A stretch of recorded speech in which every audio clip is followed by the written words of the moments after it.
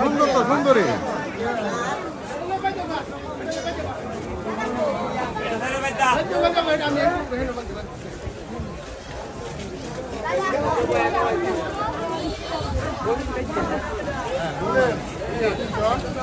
না না দেখতেছি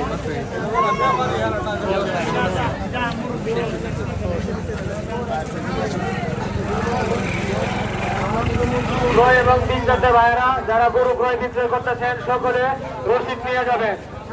রওনা করে সাথে রসিদ নিয়ে যাবেন। আপনি কত টাকা দিয়ে রওনা করতেছেন কত টাকা রসিদ নিয়ে যাবেন।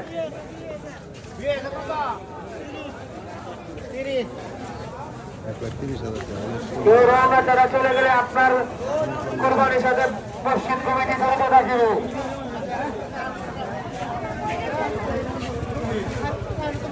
লেনদেনের সময় অবশ্যই টাকা পয়সা থেকে শুনে লেনদেন করবেন।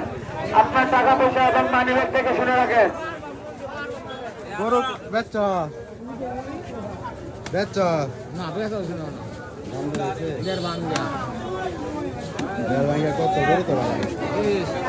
হ্যাঁ কত পেয়েছে কত?